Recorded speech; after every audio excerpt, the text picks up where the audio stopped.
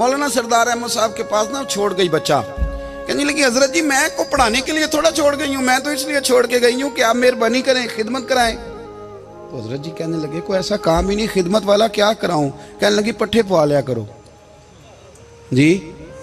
हूँ लड़ पेंदे ने, कहने ने बच्चे काम कर दें मदरसे का। हालांकि अब कहाँ बच्चे काम करते हैं, अब तो गुजर गया दौर, अब तो बच्चे काम कराते हैं। अब बच्चे भी नाराज हो रहे हैं, घूर घूर के देख रहे हैं। सही कह रहा हूँ आपको, बच्चे काम कराते हैं, बच्चे कहाँ काम करते।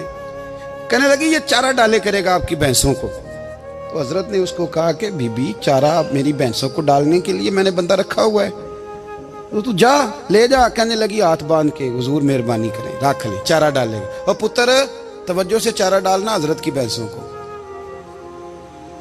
रोने लगी, हजरत ने रख लिया, महीने का खर्चा भी देते। शाम को ना वो सारा दिन काम करता, शाम को आके पैरों में भी बैठ जाता, हजरत जी लाएं तेल थोड़ा सा, पैर ना दबा दूं। 8 साल साथ वाले पढ़ते रहे, ये बेचारा नौकरी करता रहा, मेरा रूप भी नहीं ते मेरा रंग भी नहीं, और मैनू यार मनान दा टंग भी नहीं।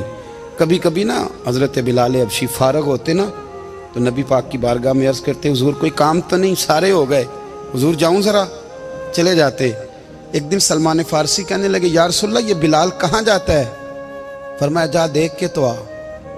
हजरत सलमान वापस आए तो आके रोने लगे, कहने लगे सोनिया जब यहाँ से जाता है ना तो जाके सैयदा फातिमा की चक्की पीसनी शुरू कर देता, बीबी साहबा के काम करने लगता है, घर में जाके स्नैन की ड्यूटी करता है, वहाँ भी काम यहाँ भी काम। वो चारा डालता रहा, उसने चारा डाला।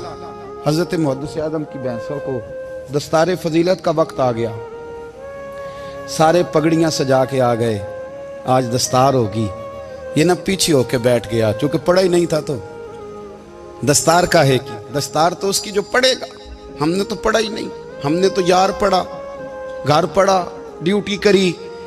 हजरत मुहद्दिस आदम रहमतुल्लाह अलैह के यहाँ जब ऐलान होने लगा ना कि अब दस्तार होगी, तो हजरत ने पहला ऐलान उसका फरमाया। तो मजा वाला बंदा कपड़े भी कदी कदी बदल देना, वो कहता है जिस हाल में भी था मैं पलट के देखने लगा कि पढ़ा पढ़ाया तो है, कोई शय नहीं, तो ये माजरा क्या है।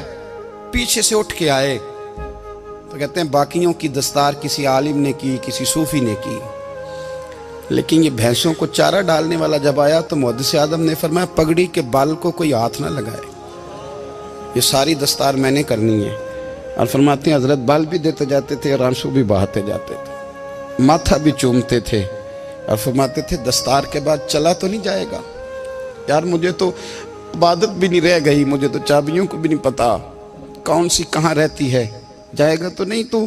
तो रो पड़ा, कहने लगा सोनिया जाए तो वो जिसके पल्ले कुछ है हो, आता जाता तो है कुछ नहीं, मुझे किसने रखना है, मैंने कहाँ जाना है, इधर कहाँ तो इधर ही रहूँगा।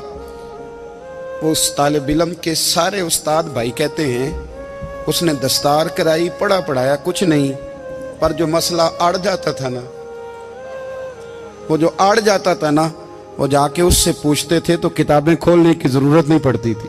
हजरत बिलाल हबशी कभी सिपा सालार बने थे किसी जंग में, किसी सूबे के गवर्नर बने हो, बोलो तो सही यार। उनका तारुफ क्या था, नबी करीम के गुलाम। हुजूर के ना जो जाती मामलात थे ना, 20 अंसारी नौजवान थे जो हर वक्त नबी पाक के पास खड़े रहते थे कि हुजूर को हुक्म करें। 20 और 34 से लेकर 40 तक गुलाम हर वक्त हुजूर की बारगाह में रहते। हजरत बिलाल हुजूर के जाती मामलात की खिदमत करते थे, कोई ऐसी वो जो तबलीग की या दावत की या जंग की या जिहाद की कोई ड्यूटी नहीं वो करते, जाती खिदमत सरकार की।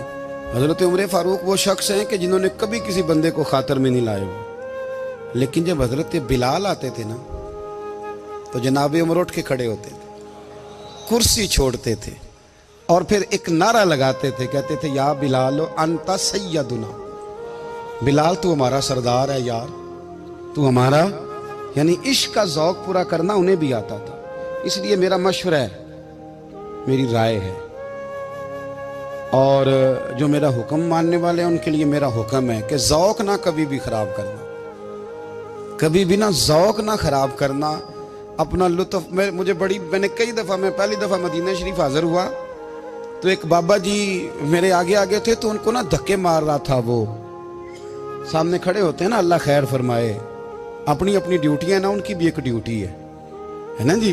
तो धक्के मार रहा था तो बाबा उसे कह रहा था तेरी खैर होवे पहरेदारा रोजे दी जाली चुम लैन दे।